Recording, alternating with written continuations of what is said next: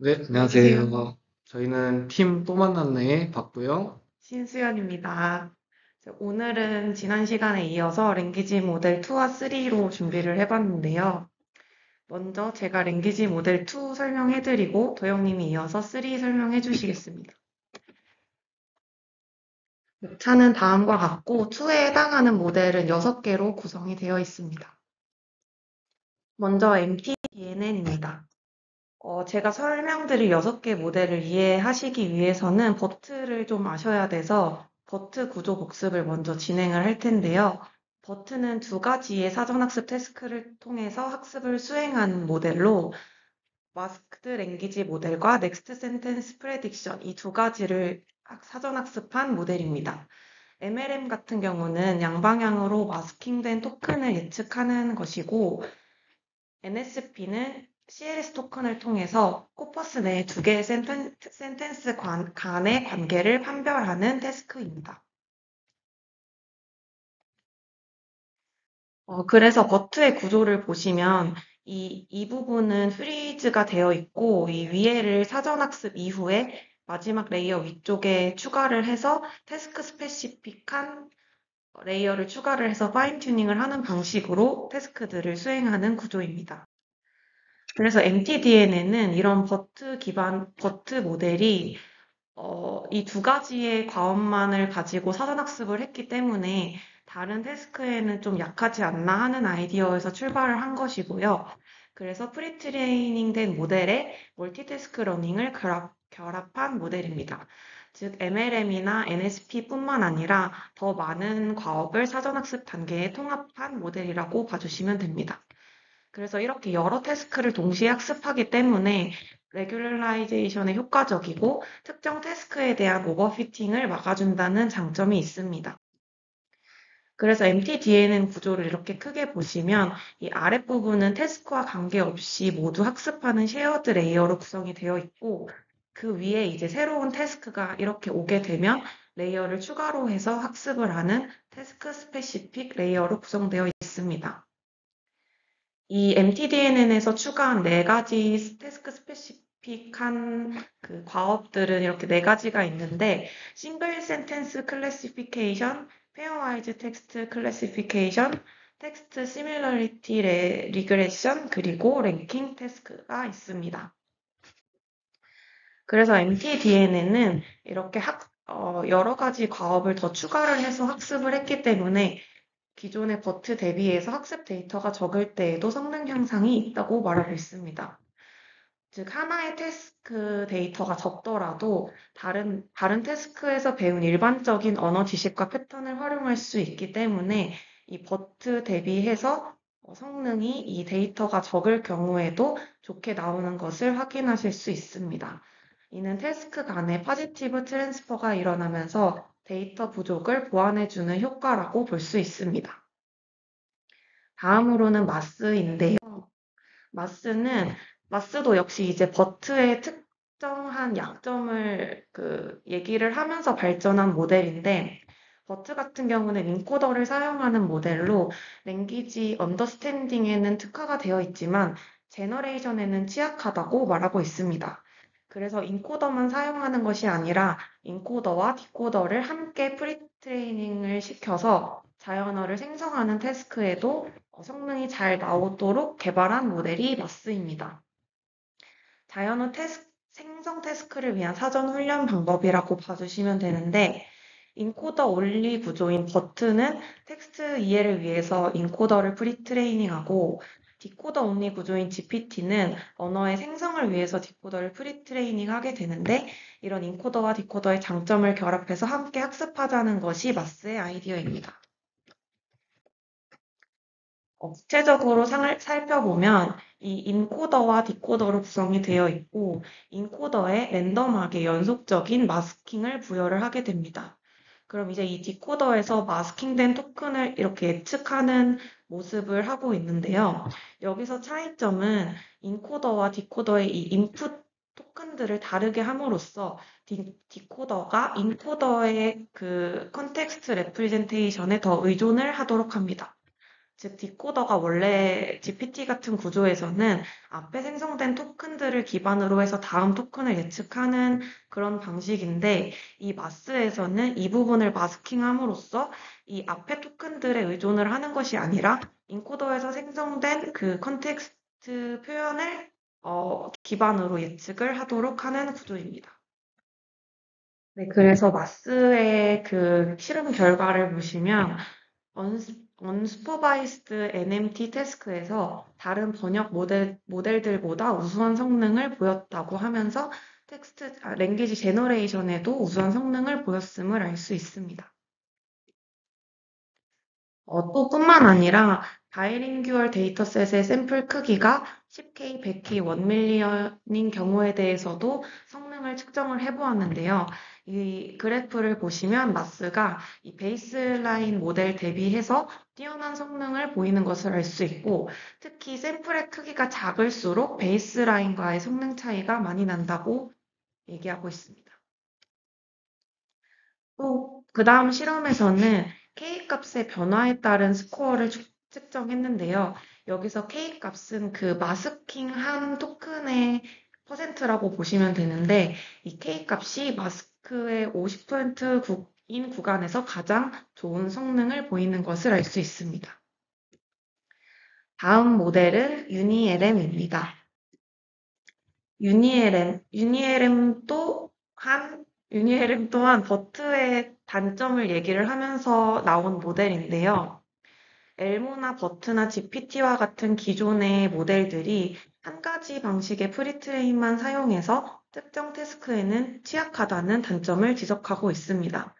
즉, 오른쪽 표에서 보시면 GPT 같은 경우에는 왼쪽에서 오른쪽으로 가는 프리트레이닝 방식이고, 버트는 양방향이기 때문에 바이디렉셔널한 랭귀지 모델이지만 이 세 가지가 이 모든 랭귀지 모델을 한 것이 아니라서 특정 태스크에는 취약하다라고 말하고 있습니다. 그래서 이 유니LM은 유니디렉셔널 LM, 바이디렉셔널 LM, 시퀀스 투 시퀀스 LM까지 모두 프리트레이닝 과정에서 학습을 함으로써 내추럴 랭귀지 언더스탠딩과 제너레이션 모두에서 좋은 성능을 보였다고 말하고 있습니다. 뿐만 아니라 이런 학습을 진행을 할 때 쉐어드 트랜스포머 구조를 사용해서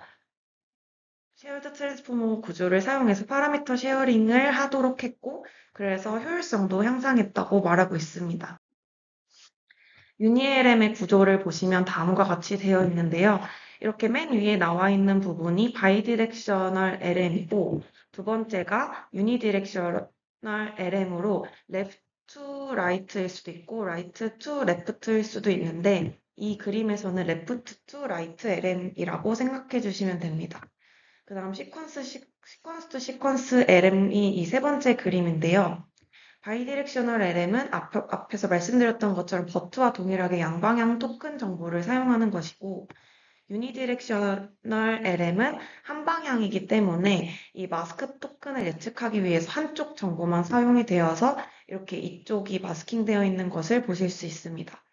그 다음 시퀀스 투 시퀀스 LM에서는 이 세그먼트를 두 개로 나누어서 첫 번째 세그먼트에서는 바이디렉셔널 마스킹을 사용하고 두 번째 타겟 세그먼트에서는 유니디렉셔널 마스킹을 사용했습니다. 유니LM 또한 실험을 진행을 했을 때 LM의 성능 평가를 위해서 많이 사용되는 벤치마크인 이 글로 벤치마크에서 좋은 성능을 보였다고 말하고 있습니다. 또 버트 라지 모델과 비교를 해서도 몇 가지 태스크에 대해서는 더 좋은 성능을 보였습니다. 그 다음으로는 엑스엘넷입니다.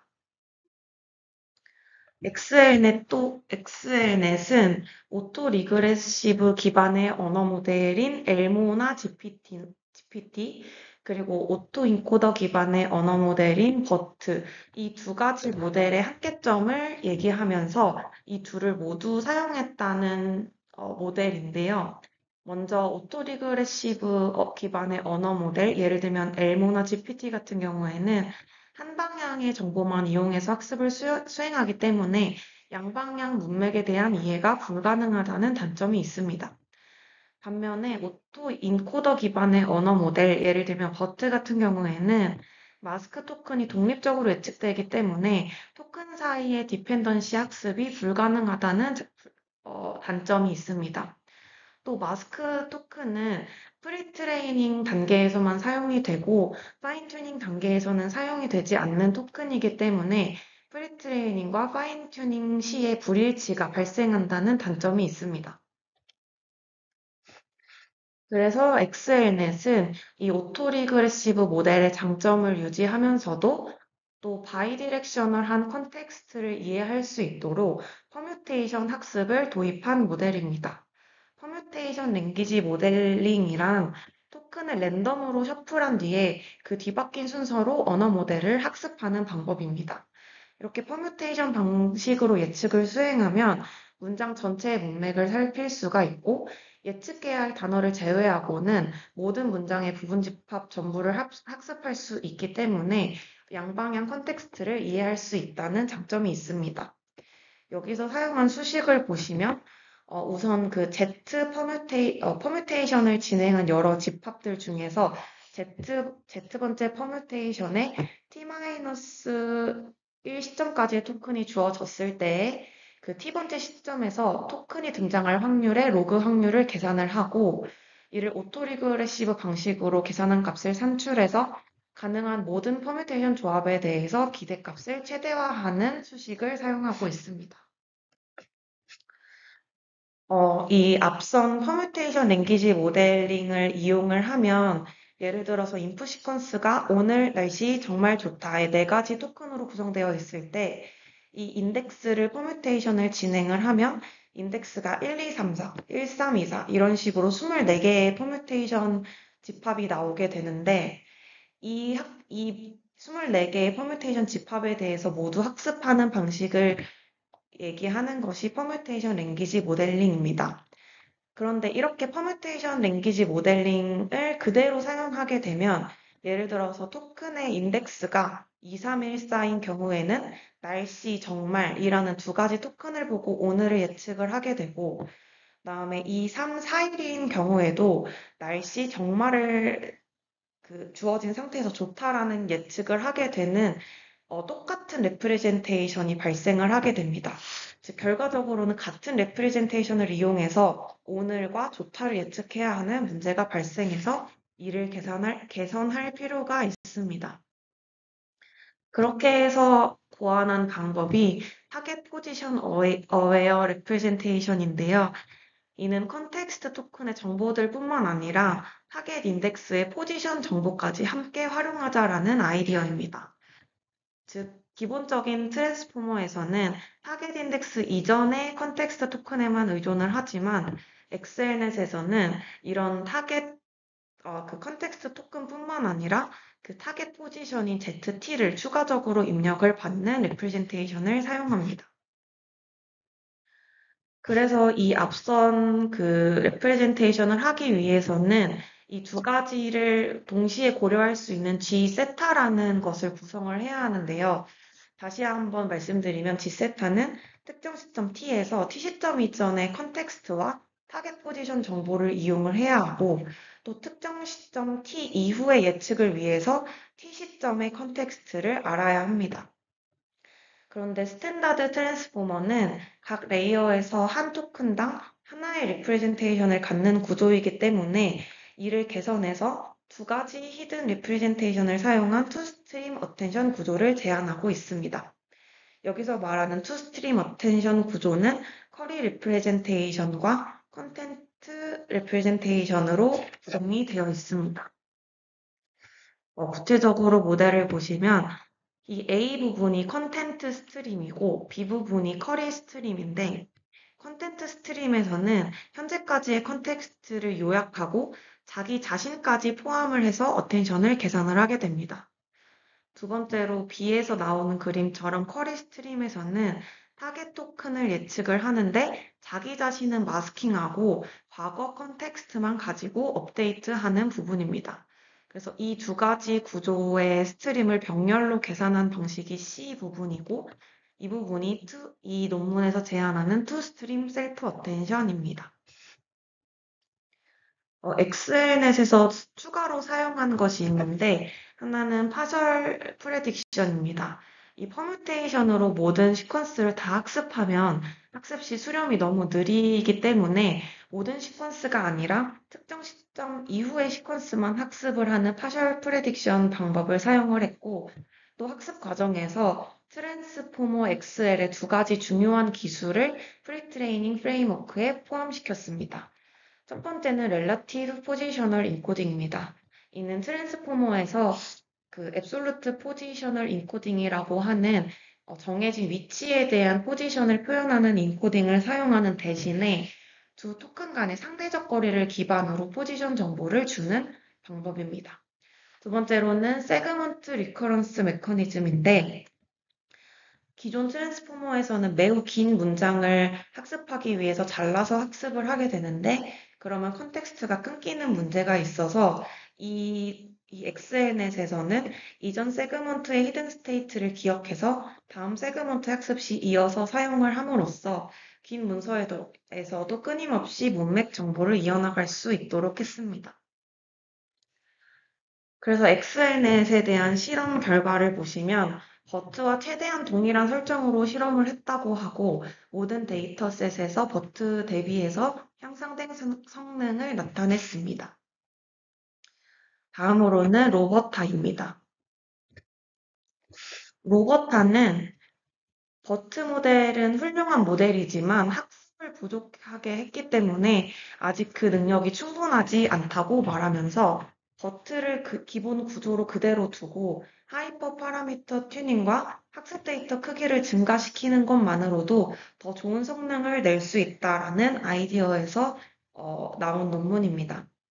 그래서 이 버튼은 그대로 두고 하이퍼 파라미터를 튜닝하거나 학습 데이터 크기를 증가시키는 이렇게 네 가지 방식을 제안을 했는데 하나씩 설명드리도록 하겠습니다. 먼저 다이나믹 마스킹입니다. 버트에서는 마스킹을 한 토큰을 예측하는 방식으로 학습이 진행이 되는데 버트에서는 동일한 마스크에 대해서 반복 학습을 하는 방법을 사용하고 있습니다. 그런데 로버타에서는 이렇게 이 마스킹 하는 부분을 데이터와 모델에 들어갈 때마다, 즉 매 앱폭마다 마스킹을 새롭게 함으로써 좀 더 동적인 마스킹 학습이 가능하지 않을까 해서 다이나믹 마스킹 전략을 사용을 했고, 결과를 보시면 스태틱 마스킹 전략에 비해서 성능이 향상된 것을 보실 수 있습니다. 그 다음으로는 넥스트 센텐스 프레딕션입니다. 오리지널 버트에서는 NSP를 프리트레이닝에 사용을 하면서 이 넥스트 센텐스 프레딕션을 사용하지 않으면 일부 데이터셋에서 성능의 하락이 있다고 이야기를 했는데요. 이 부분을 이 버트 이후에 나온 연구들에서 NSP에 대한 효용성에 대한 의문을 제기한 경우가 좀 있었습니다. 그래서 NSP 로스를 사용하지 않는 것이 성능 향상에 도움이 된다라는 것을 실험을 해보기 위해서 NSP 로스를 사용하고 안 하고에 대해서 실험을 진행을 했고, 결과를 보시면 NSP 로스를 사용하지 않는 것이 성능 향상에 도움이 됐다고 얘기하고 있습니다. 다음으로는 트레이닝 with large batches입니다. 단순히 배치 사이즈를 크게 하는 것만으로도 학습이 더 잘 된다는 아이디어인데요. 컴퓨테이셔널 코스트 관점에서 보면 2K의 배치 사이즈로 125K의 스텝을 학습한 것과 8K의 배치 사이즈로 31K의 스텝을 학습했을 때 컴퓨테이셔널 코스트는 비슷하지만 옵티마이전 스피드는 증가했다고 얘기를 하고 있습니다. 즉, 배치 사이즈를 크게 하는 것만으로도 기존 버트 대비 학습이 더 잘 됐다고 실험 결과에서 얘기하고 있습니다. 마지막으로는 텍스트 인코딩 방식인데요. 로버타에서는 바이트 페어 인코딩 방식을 사용하고 있습니다. 바이트 페어 인코딩 방식은 워드 단위나 캐릭터 단위의 중간에 있는 텍스트 인코딩 방식으로 학습 코퍼스 내의 통계치에 의해 결정되는 서브워드 유닛이라고 봐주시면 됩니다. 그래서 인풋 텍스트를 인코딩할 수 있는 적당한 크기의 하위 단어를 트레인할 수 있다라고 얘기를 하면서 아래 예시를 보시면 트레이닝 데이터를 로어나 뉴이스트 이런 단어 단위나 이렇게 캐릭터 단위로 학습을 시키는 것이 아니라 이 통계치에 의해서 자주 나오는 로우나 이스트 단위로 인코딩을 진행을 해서 학습을 진행한 부분입니다. 그래서 이 앞선 네 가지 방식으로 추가 학습을 진행을 했을 때 동일한 데이터에 대해서 학습만 시켰을 뿐인데 로버타가 버트 대비 매우 좋은 성능을 보였다고 말하고 있습니다. 또 추가로 데이터를 추가하고 더 오래 학습시킬수록 더 높은 성능을 보였습니다. 마지막으로 알버트 모델입니다. 알버트는 라이트 버트인데요. 모델의 크기가 크면 성능은 좋을 수 있지만 기존의 버트처럼 파라미터 수가 너무 크면 메모리가 부족하거나 학습 시간이 너무 오래 걸릴 수 있다고 말하면서 기존의 버트보다 파라미터는 훨씬 적지만 좋거나 비슷한 성능을 보이는 모델을 만들고자 한 모델입니다. 그래서 알버트에서도 이렇게 세 가지 방식을 사용했는데 먼저 Factorized Embedding Parameterization은 기존 버트 같은 경우에는 복합 사이즈 V와 히든 사이즈 H의 크기의 인베딩 매트릭스가 필요해서 이 V 곱하기 H만큼의 매트릭스가 필요했지만 알버트에서는 복합 인베딩을 먼저 작은 차원인 E를 사용해서 매핑을 하고 다시 히든 사이즈인 E랑 H를 곱한 매트릭스로 팩토라이제이션을 해주면서 전체 그 파라미터 개수를 줄인 방법입니다. 여기에서 E의 크기를 H보다 매우 작게 설정해도 성능 저하는 거의 없으면서 이 전체 매트릭스 사이즈는 많이 줄인 것을 확인할 수 있었습니다. 두 번째 방법은 크로스 레이어 파라미터 쉐어링인데요. 이 트랜스포머의 각 레이어가 기존에는 파라미터를 공유하지 않았는데 이 부분에서 이 알버트 모델에서는 트랜스포머 레이어 간의 모든 파라미터를 공유함으로써 전체 파라미터를 감소시키고 네트워크 안정화에 기여했습니다. 약간의 성능 저하는 있었다고 얘기를 하는데 대신 모델의 파라미터 수가 훨씬 감소했다고 얘기하고 있습니다. 그 다음으로는 센텐스 올더 프레딕션입니다. 버트에서는 넥스트 센텐스 프레딕션을 사용했는데 이는 너무 쉬운 태스크이기 때문에 이 NSP를 사용한 것이 오히려 성능 하락의 원인이 될 수 있다고 얘기를 하면서 센텐스 오더를 예측하는 이 부분을 사용을 하면 문장의 순서가 옳은지 여부를 체크하기 때문에 문장 간의 연관관계는 NSP보다 더 잘 학습할 것이라고 가정했습니다. 결과를 봤을 때도 SOP를 사용할 때 다운스트림 태스크의 성능이 더 우수하다고 실험을 했습니다. 따라서 이 알버트는 연구에서 제시한 세 가지 방법으로 모델의 성능은 버트 대비 향상 또는 유지시키면서도 모델의 크기를 줄일 수 있다는 컨트리뷰션을 보인 모델입니다. 네. 다음으로는 이제 제가 이어서 랭귀지 모델 3에 대해서 발표를 하도록 하겠습니다. 강필성 교수님 수업을 들으면서 앞에 부분에 대해서 상당히 많이 헷갈렸었는데 수현님께서 정말 잘 가르쳐 주셔서 조금 더 개념이 잘 확립이 된 것 같습니다. 그래서 저는 총 5개의 모델을 가지고 있고요. 어, 네, 가지고 있습니다. 일단 첫 번째 바트부터 시작을 하겠습니다. 제가 저번에 이제 동영상을 찍었을 때 뭐 엘모나 버트나 이런 거를 했었는데 그때도 이제 어떠한 뭐 만화 캐릭터를 가지고 모델 이름을 만드는데 이것도 이제 심슨에 있는 바트를 따와서 만든 모델이라고 하더라고요. 그래서 이제 바트에 대해서 한 줄로 이렇게 설명을 해보자면 트랜스포머 기반 표준 뉴럴 머신 트랜슬레이션 구조를 가지며 버트와 GPT 및 많은 사전학습 스킴을 일반화한 모델이라고 볼 수 있겠습니다. 사전학습을 어떻게 시켰느냐에 대해서는 이 두 가지를 정리를 해봤는데요. 네, 두 가지는 이제 제가 이 다음 슬라이드에서 하나씩 자세하게 설명을 드리도록 하겠습니다.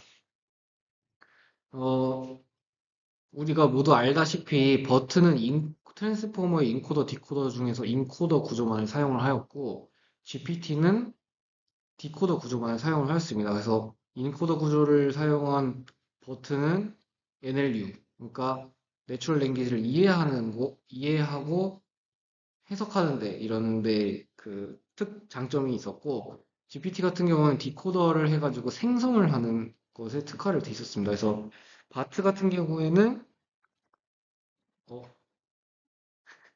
인코더랑 디코더를 모두 사용해보자. 그래서 셀프 슈퍼바이즈드 러닝을 학습해보자라는 이런 그런 목표를 가지고 있습니다. 이 그림이 방금 제가 말씀드린 거를 잘 나타낸다고 생각을 해서 가져왔는데요. 첫 번째로 A 같은 경우는 버트 구조입니다. 그래서 이제 인코더만을 가지고 있는 거고, 바이디렉셔널이니까 입력 문장을 양방향으로 이해하고, 저희가 MLM을 이용해서, 이 모델을 학습을 시킵니다. 그리고 B 같은 경우는 GPT 구조인데, 얘는 이제 양방향이 아니라 왼쪽에서 오른쪽으로 방향이 있고, 오토 리그레시브이기 때문에, 주어진 단어를 토대로 다음 단어에 뭐가 나올지를 예측을 하는 네, 그런 구조입니다. 그래서 밑에 있는 게 이제 바트 구조인데 보시다시피 인코더 하나, 디코더 하나 이렇게 붙여놓은 그런 구조라고 보시면 될 것 같습니다. 그리고 이제 제가 아까 사전 학습의 스킴을 좀 다양하게 해야 했다라고 했는데 뭐 버트 같은 경우에는 MLM, 그 다음에 NSP 이렇게 두 가지만 사용했는데 여기서는 총 다섯 가지나 이렇게 사용을 했습니다. 그래서 하나하나 제가 살펴보도록 하겠습니다. 첫 번째 같은 경우는 토큰 마스킹입니다. 이거는 이제 버트랑 완전히 똑같다고 보시면 돼요. 이 초록색이 이제 원 문장이고 빨간색이 이제 마스킹된 문장인데 그냥 B가 마스크 토큰으로 대체가 되었다. 그래서 이 모델은 이 마스크 토큰이 무엇인지 예측을 하는 그런 태스크이고요. 그다음에 토큰 딜리션은 이거는 그냥 삭제시키는 겁니다. 그래서 어, B 삭제시켰고요. D 삭제시켜가지고 그 모델은 두 가지를 예측해야 되는데 어떠한 토큰을 삭제시켰는지랑 어떠한 위치에 있는 토큰을 삭제시켰는지 이 두 가지를 찾아야 되는 태스크입니다. 그다음에 세 번째로는 로테이션인데요.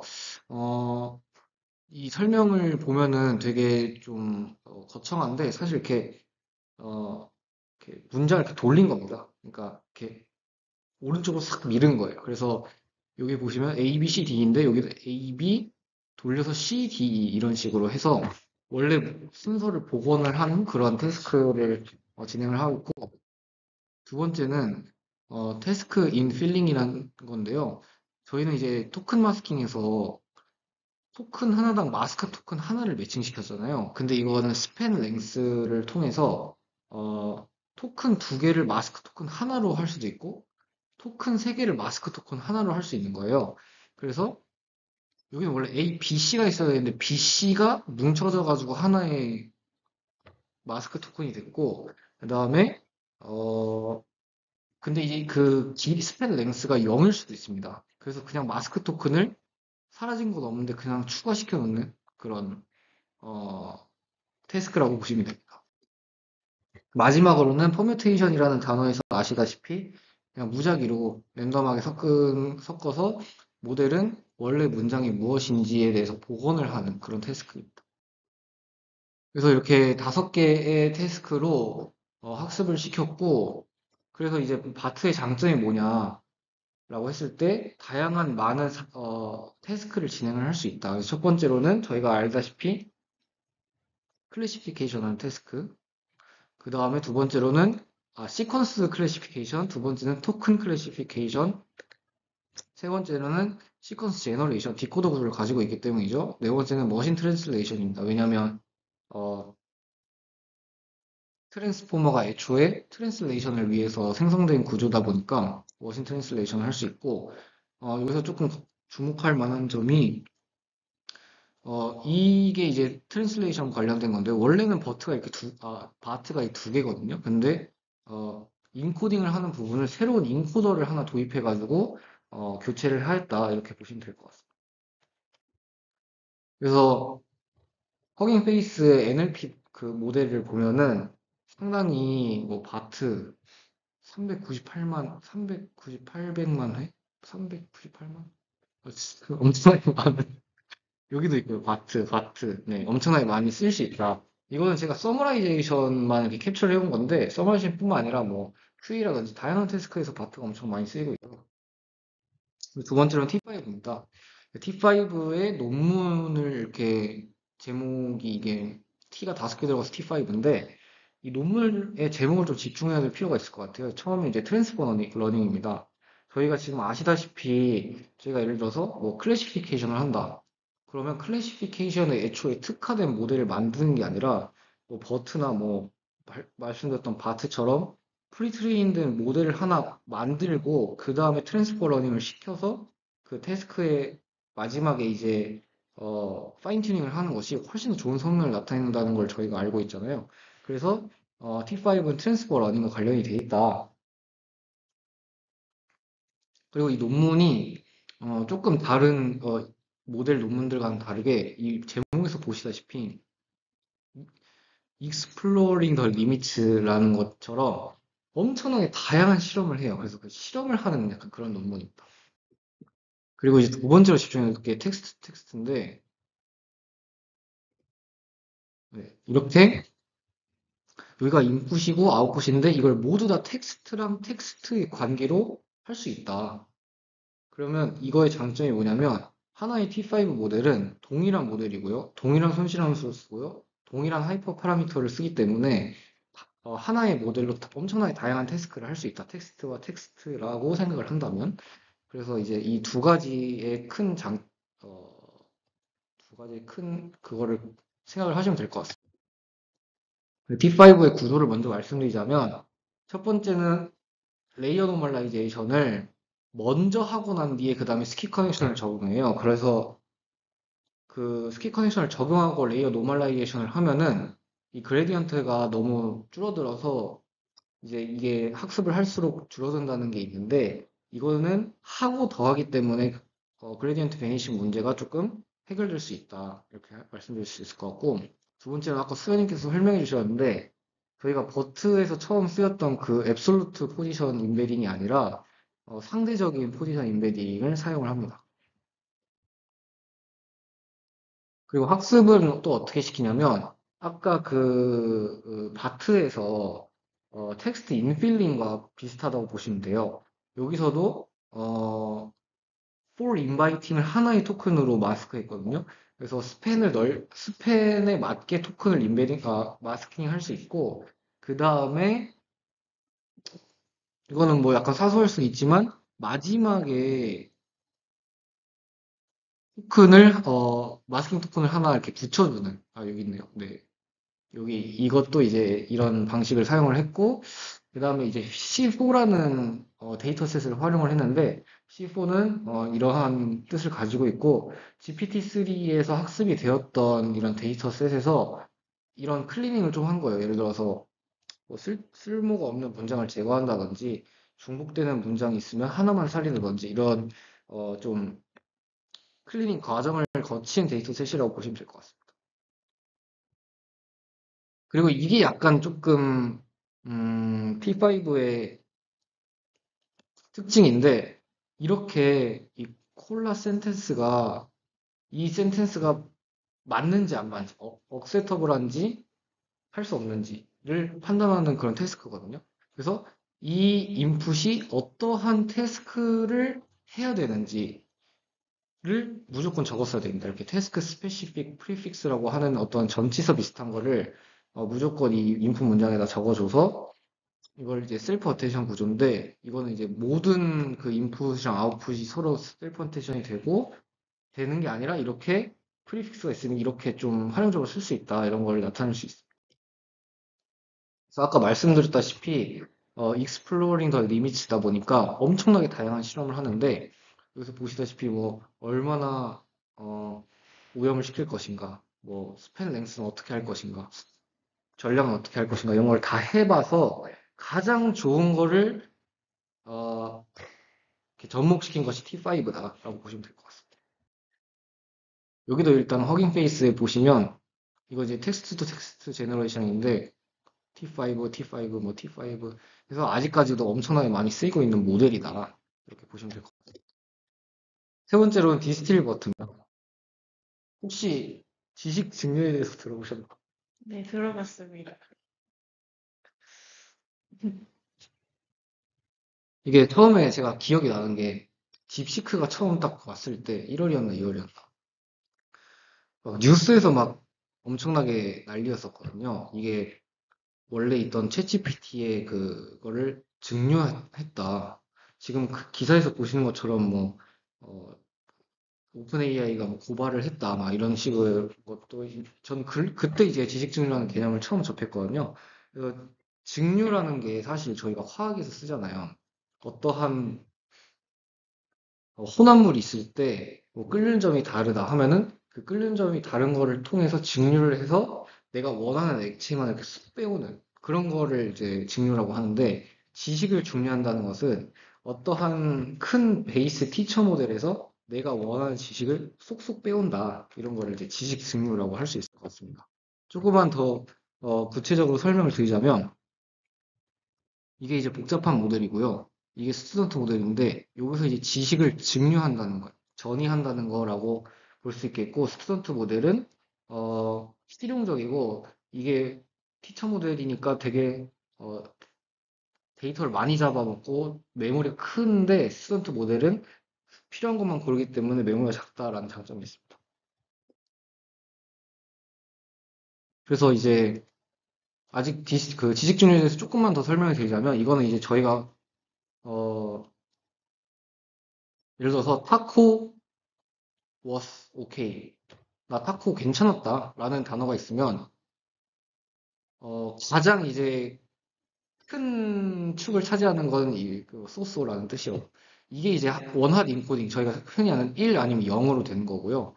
이게 이제 저희가 흔히 하는 소프트 맥스 함수라서, 뭔가 다 더하면 확률값이 1이 되는 그런 확률값으로 돼 있고, 여기서 이제 근데 만약에 템퍼러처라는 변수를 하나 추가하면은 이게 좀 녹는 것처럼 온도에 의해서 여기서의 차이가 점점 더 줄어드는 것을 보실 수 있어요.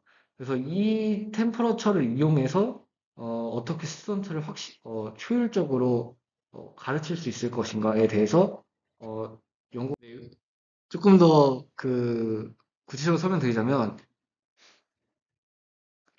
이게 티처 모듈이고 스튜던트 모델인데, 여기서는 이제 T가 T니까 어, 조금 더 녹은 그런 소프트맥스 함수를 쓰고, 여기서는 저희가 흔히 아는 소프트맥스 함수를 쓰고, 요 아래에서는 아까 원하는 인코딩을 합니다. 그래서 두 가지의 로스 펑션이 나와요. 여기서는 템퍼처 높을 때, 그 다음에 여기서 1일 때랑 원하는 인코딩 그 두 개를 합쳐서 총 로스를 계산하고 그 로스를 줄여나가는 방식으로 지식 중요가 형성이 된다고 보시면 됩니다. 그래서 이제 디스틸버트의 이제 전체적인 구조인데요. 디스틸버트는 어쨌든 목표가 기존 버트를 가볍게 하자는 거니까, 이 지식 증류를 이용한 것 말고도 세 가지의 더 가벼운 전략을 썼는데, 첫 번째는 저희가 처음에 버트를 인풋을 할 때 세그멘트 임베딩이랑 뭐 시멘틱 임베딩이랑 포지션 임베딩 세 개를 동시에 넣었는데, 거기서 세그멘트 임베딩을 뺐고요. 그다음에 원래 버튼은 12개의 레이어가 있는데 6개의 레이어로 줄였고요. 그 다음에 풀러인데, 이게 풀러는 이제 CLS 토큰을 변환해주는 피드 포워드 뉴럴 네트워크 레이어인데, 그걸 제거했습니다. 그래서 이 세 개를 통해서 매우 모델을 가볍게 만들었다. 하지만 40%의 크기를 줄였지만 성능은 97% 수준을 유지해서 상당히 지금도 많이 쓰이는 그런 모델이라고 생각을 합니다. 네, 그리고 네 번째로는 일렉트라입니다. 어, 수현님께서 아까 설명해 주셨듯이 버튼은 MLM, 그러니까 마스크 토큰을 예측하는 찾는 그런 태스크를 수행을 하는데, 보통 15%에 대해서만 마스킹을 하거든요. 그러면 하나의 문장이 있을 때 우리는 15%만을 사용할 수 있는 거예요. 그래서 버트를 예를 들어서 더 많은 데이터를 가지고 한다. 그러면은 훨씬 더 많은 문장, 훨씬 더 많은 데이터가 필요하고 비용이 많이 들게 됩니다. 그래서 이거를 15%만 사용하는 게 아니라 어떻게 조금 더 효율적으로 사용할 수 있을까라는 일단 문제 제기가 하나 나왔고, 두 번째로는 저희가 태스크를 이제 프리트레인 할 때는 마스크 토큰을 참고하지만, 실제로 저희가 사는 세상에는 마스크 토큰이라는 게 없잖아요. 그래서 그거에 대한 문제를 두 개 이렇게 제기를 했습니다. 그래서 여기서는 리플레이스 토큰 디텍션이라는 새로운 태스크를 제안을 했고, 여기서 주목하셔야 될 게 제너레이터랑 디스크리미네이터 이렇게 두 가지가 있다라고 설명을 드리겠습니다. 네.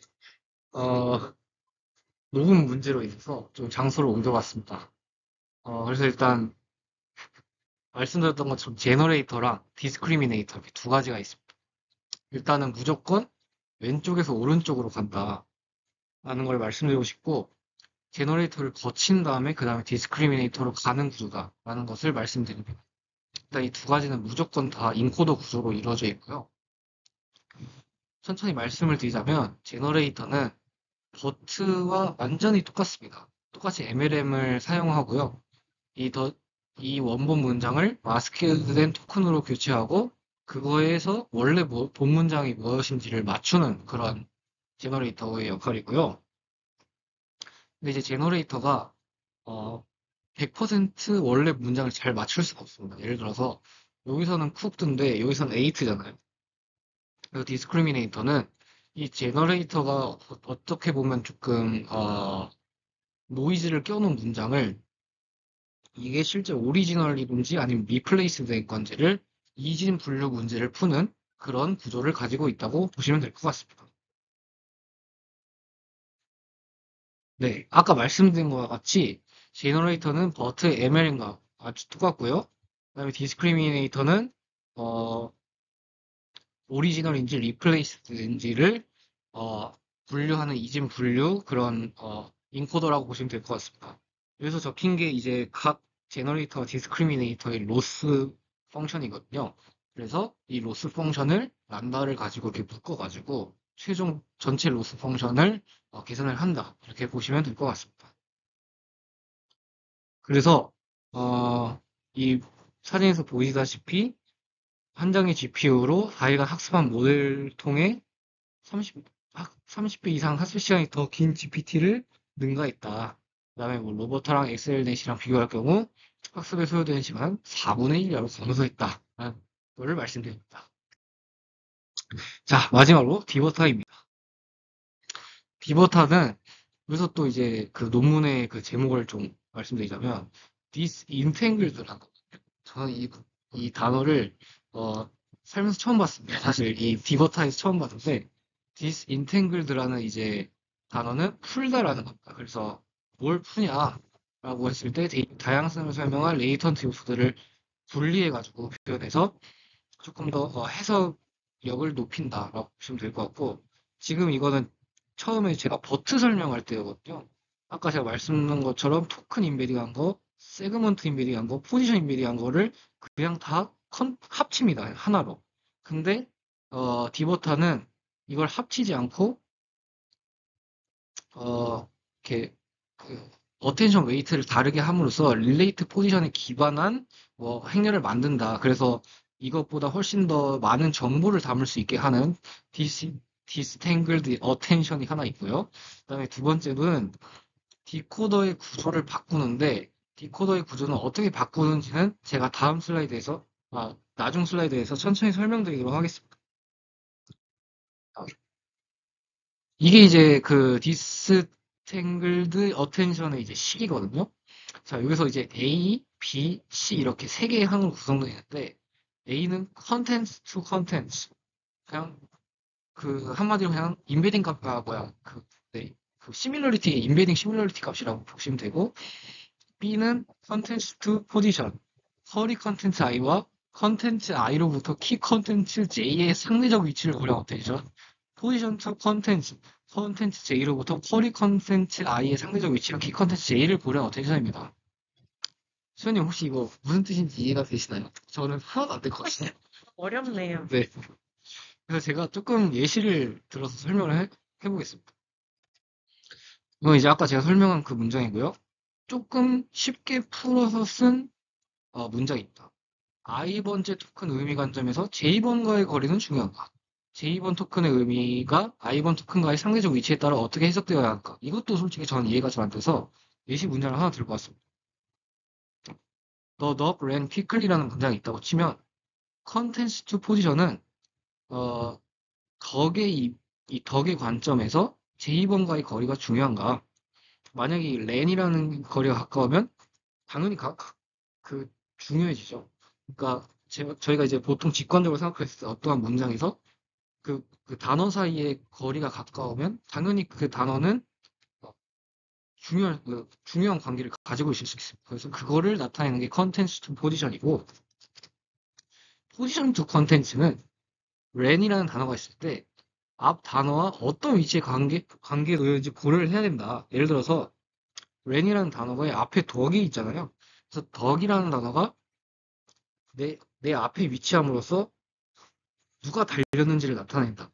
이런 말이지. 그러니까 렌이라는 게 뒤에 나타났냐, 내 뒤에 나타났냐, 앞에 나타났냐에 따라서 의미가 달라진다는. 그거를 이제 다 고려를 할 수 있게 어텐션 그 식을 짰다. 그 정도 것 같습니다. 어, 네. 그리고 이제 두 번째로는 Enhanced Mask Decoder인데요. 저희가 지금 제가 아까 말씀드렸던 게 포지션을 어쨌든 상대적으로 본다는 거잖아요. 근데 여기서는 앱솔루트 포지션도 필요하다. 그래서 원래는 이제 인코더가 이렇게 여러 개의 레이어가 쌓여 있을 텐데 초기 인코더에는 아까 말씀드렸던 그 릴레이티브 포지션 씁니다. 근데 마지막에는 어쨌든 어, 보완적인 좀 정보를 주기 위해서 마지막 인코더 몇 개는 앱솔루트 포지션을 씁니다. 절대적인 포지션을 쓰는 거죠. 이걸 이제 인핸스드 매스크 디코더라고 하고, 이제 마지막 페이지에서 전체적인 그 그림을 보여드릴 텐데, 일단은 트랜스포머가 이렇게 전체 있으면 블락이, 여기서는 이제 그 릴레이티브 포지션 인베딩을 사용해서 아까 말씀드렸던 그 어텐션 인테그럴드 어텐션을 사용하고요. 그다음에 마지막 두 가지의 블럭은 앱솔루트를 씁니다. 그래서 추가적인 정보를 보완하고, 그래서 보시는 것처럼 버튼 MLM이랑 NSP 두 개를 했는데 여기서는 NSP는 안 하고 MLM만 했다. 이게 이제 디버타의 전체 구조라고 생각을 하시면 될 것 같습니다. 일단 햇빛이 상당히 강하네요. 일단 네, 제 발표도 여기까지 이제 준비를 했고요. 어, 어쨌든 뭐 너무 설명 잘 해주셔가지고 조금 더 유익한 시간이 됐고, 좀 서로 가르치면서 조금 더 정보를 많이 습득할 수 있었던 것 같습니다. 또 도영님 설명 덕분에 아주 유익하고 이해를 한 번 더 잘할 수 있게 된 것 같습니다. 네, 그러면 저희는 다음 시간에 다시 찾아뵙도록 하겠습니다. 지금까지 팀 또 만났네 박도영. 신수연이었습니다. 감사합니다. 감사합니다.